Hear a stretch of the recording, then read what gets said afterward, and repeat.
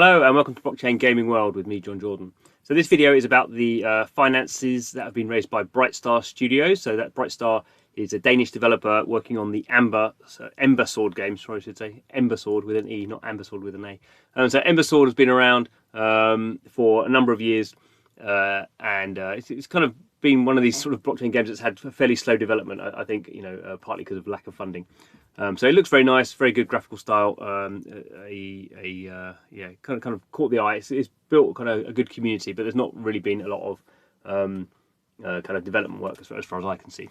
But this has sort of changed now in halfway through 2021. They've got some funding, and they've also done a land sale. So these two things have sort of gone hand in hand, which is kind of an interesting kind of way where we're seeing blockchain games companies, kind of tapping up individual different types of investor. And I think that's sort of that's okay for raising certain amounts of money, but not for others. I'll talk about that a bit later. Anyway, so the sort of headline stuff is here's BRIGHT STAR has done a $2 million investment. So this was ahead of the land sale. So 2 million, is pretty good in terms of kind of where they are. I don't know if it would count as a seed round or a Series A. Probably a seed round. They have done a bit of funding before. I mean, seed rounds sort of can roll up. You can sort of do sort of prolonged seed rounds, I suppose. I guess what's interesting here is it's been raised from quite a lot of companies. So this is, I guess, sort of tapping into this sort of kind of lower level investor who've sort of come out of the crypto space. So they're not like a traditional VC. They're not coming in with like $1 billion fund and doing a lot of kind of big kind of investment, not doing a $10 million seed round or something like that. So a few names that probably should be familiar to you, some that won't be. So I've heard of Dialectic. I think I have at least. Delphic Digital, pretty well known. They were heavily involved with Axie Infinity. Also working now with Bitcraft, who are a fairly big games VC. Animoca Brands, because we all know Animoca Brands pretty much investing in not quite everything, but it's a very active investor. Just raised just under $90 million a couple of weeks ago, so they've got money to invest. And another interesting one, Yield Guild. So that is a sort of a DAO of sort of gamers coming out of the Philippines, and they are sort of not so much investing money, but investing they have a lot of gamers, like 10,000 gamers they can bring to a game. So they're sort of coming at it from a different angle. A whole bunch of other ones, interesting. CoinGecko Ventures. So CoinGecko, the website that shows you crypto prices. Sort of everyone's getting into the venture world now, which will, I'm sure in a few years' time will have some consequences. But everyone's a bit kind of flush with money in crypto. So all these people are sort of piling in. My point here is 2 million isn't very much, and so these people are not putting in large sums of money, clearly. So I guess if you're going out to those kind of smaller investment groups, those crypto investment groups, the maximum you're getting from any one of those is like $500,000. So there's sort of putting in hundreds of thousands sort of thing there, rather than coming in and going, right, someone's going to give you 10 million. I think there's strengths and weaknesses from this. Obviously, it's kind of good to have lots of people on your side, which you have here, but then equally you have too many cooks. So investors tend to want to give you strategic advice and vision advice, and just by the fact you've got a whole bunch of them, they may be wanting to go in different directions. So it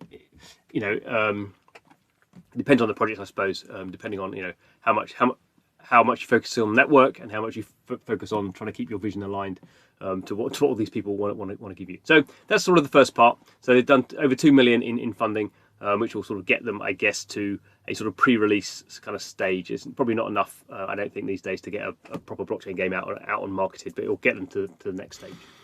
And we also have this. So this is Mark Larson. So he's the CEO of BRIGHT STAR, who are hiring. So this is just him talking about the land sale they had. So they had this like pretty much every blockchain game now, they have this land NFT. So that's a permanent kind of location in the game world, and obviously that can be built into sort of game logic, and you can maybe there's resources you can mine there, maybe there's buildings you can build there. It's sort of playing into the MMO RPG sort of permanence model there. So land is pretty hot at the moment, and they did a land sale. So Solarwood is one of 4 different sort of land types they're doing. So that was the first one. So overwhelming success, he's saying, surpassing our wildest imaginations. So often the problem actually with blockchain land sales is there's a lot of crypto money obviously locked up at the moment, and lots of people looking for opportunities to invest / speculate. So I think we've kind of seen through many blockchain games projects that they always underestimate the amount of interest, because that's because there's billions of dollars or trillions of dollars now in crypto, and people can come piling in. Now the problem that happens here is you can have too much of a good thing. So basically, I didn't experience this. I wasn't involved in the land sale. I didn't buy anything. But basically, the servers went down and everyone got a bit ratty because there's just too much demand. So there was some sort of knockback from that. I don't know in the long term whether that damages community or not. Hard to judge. I think if you sort of deal with it in a correct way, then people sort of understand that that's sort of how things are. I have been on the receiving end of some of these kind of pre-sales that go wrong, and at the time, as an individual, you do feel pretty angry about things. But hopefully, over time, that calms down. Anyway, so they've sold 11, almost 12,000 NFT land plots. Interestingly, they've only sold to 1,800 landowners, so you can see people are buying a lot of plots. This is partly because depending on what NFT pack you bought, you got multiple land, so that's one of the reasons for this. Anyway, so they generated $1.5 million peak viewing on Twitch, sold out in 7 hours. They would probably have been faster apart from the servers went down. So from that point of view, it's sort of successful, and it's interesting that you can kind of see that Bright Star raised 2 million from sort of crypto investors, and then they've raised 1.5 million just from sort of individuals buying land. So a different sort of thing going on there. I guess the kind of $2 million sale, I don't know if that's in tokens or whether that's in company equity. So two slightly different things there. They didn't say that. But you can see overall 3.5 million, and that's certainly enough to sort of kind of get the game to a fit state.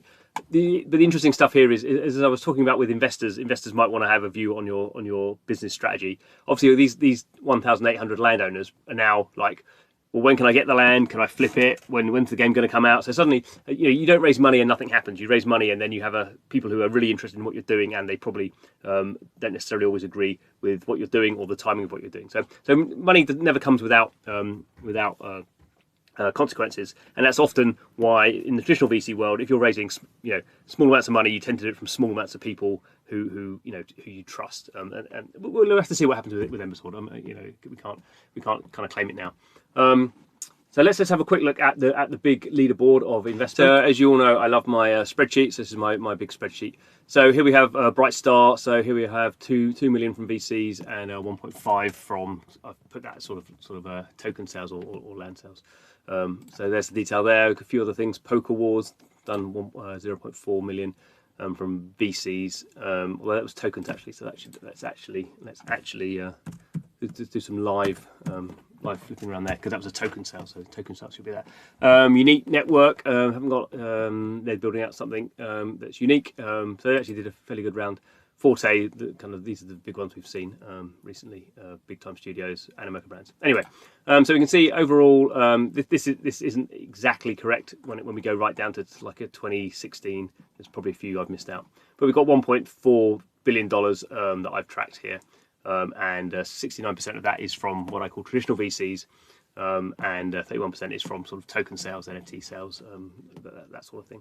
And the interesting thing here, I guess, is so almost getting on for halfway through 2021, and we're almost up to $763 million worth. In 2020 and 2019, for the full years, we were doing about 70. So we 10x already. You can kind of see how people are now much more interested in blockchain games on the investment side, and these significant amounts of money are being raised now. So 185, 88, 305, still the biggest so far from Dapper Labs, although it looks like they're trying to raise another big set.